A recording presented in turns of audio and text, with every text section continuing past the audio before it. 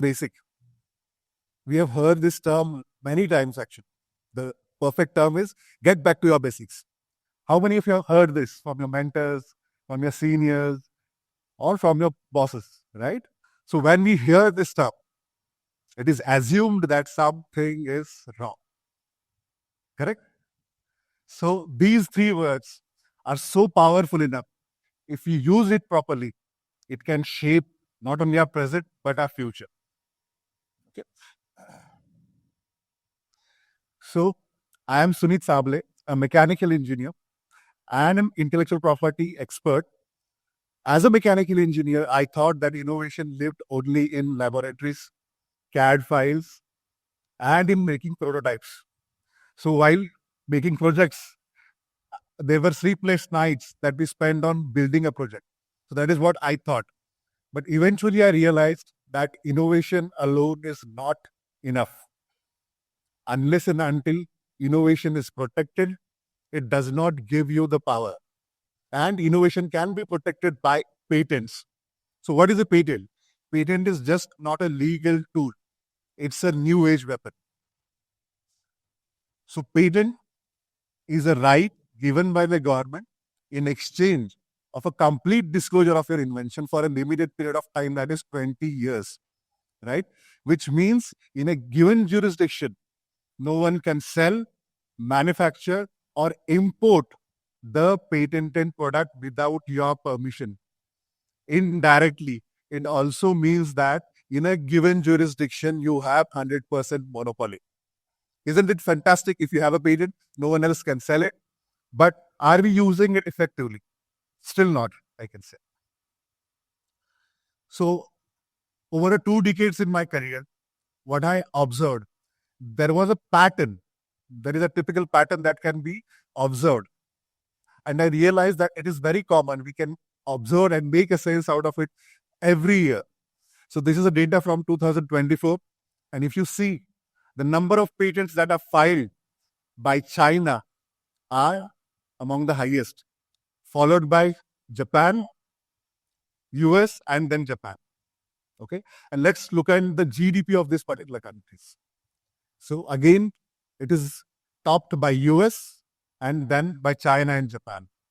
Okay. So what we can make a sense out of it, that number of patents that are filed by a particular country are directly proportional to the GDP, directly proportional to the growth of the country, right? Companies like Nokia, Ericsson, and IBM have made their fortune out of patents. How many of you know that in spite Nokia is not selling much phones, they are making money from each cell phone that has been sold? Same with Ericsson. From last decade, we have not seen a phone of Ericsson, but still it is making money. That is the power of patent section. Let's get back to India. So what is happening in India? We'll see. Okay.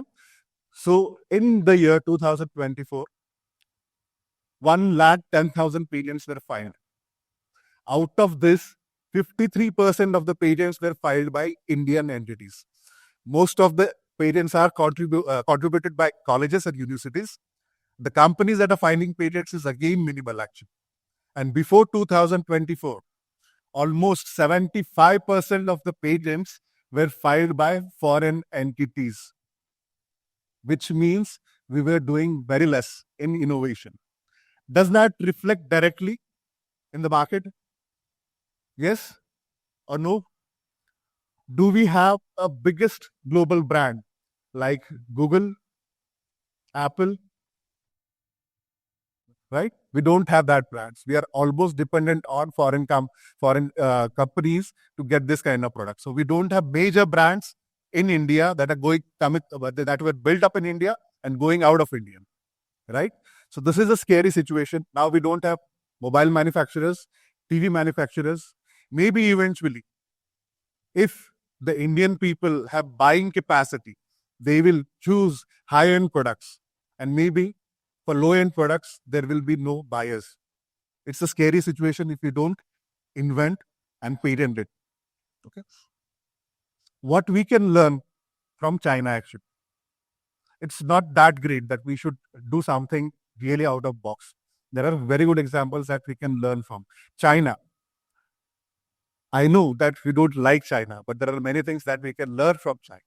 Okay. They didn't wait for anyone to come and build their social media, build their search engine. They did it on their own. And there are a lot many companies. And one of the recent company like BYD has filed over 30,000 patents and it is competing with the global leaders. It's selling more vehicles globally, right? So how they did it? They invested more on small and medium sized companies and they helped them grow bigger.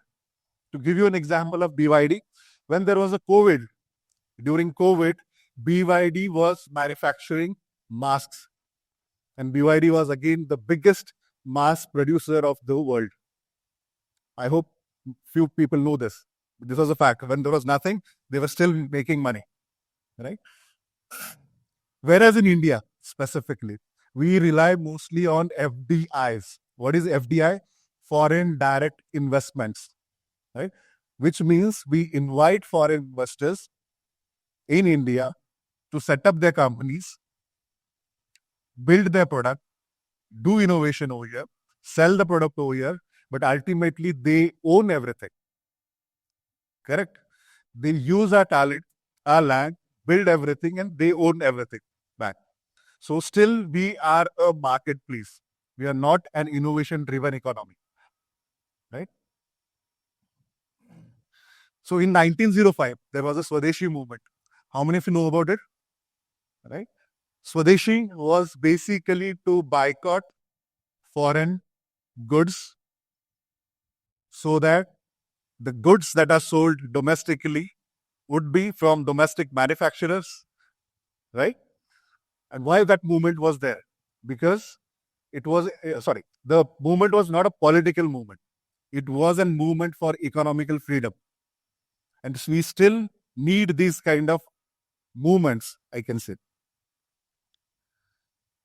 Looking at this all scenario, I started BDX IP Solutions in the year 2010 to help companies in building assets from their ideas. Brainiac IP Solutions today is helping many companies in building global patent portfolio that is helping them in attracting investments, getting them opportunities to have joint ventures with bigger companies and scale not only in India but globally. Okay. Back to the basics. Do we need to reinvent something? Do we need to do something differently? I think so, no. We have to just tweak something, right? What we can do differently? Governments, they can fund them.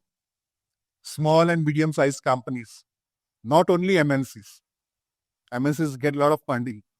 They should fund our innovation and patenting activity. They should give maximum subsidies to the innovators. Companies should focus on maximum number of innovations, creating potential inventions that are competing with global standards. And they should not only protect in India, but they should protect globally so that they can capture the market globally. What universities can do, instead of filing paper patents, they can focus on building strong products out of those patents, create entrepreneurs from students. Now is a not this is an knowledge in today's era. Knowledge is the new currency, and patent is the new tool. So what we can do? We should invent, we should build, patent it globally, and we should sell not only locally but globally. That's the new Swadesh. That's the new economical freedom. Innovation is not a buzzword now. The war has not changed. Only the weapons have changed. And we should stop renting our intellect and invest in our own future. Thank you very much.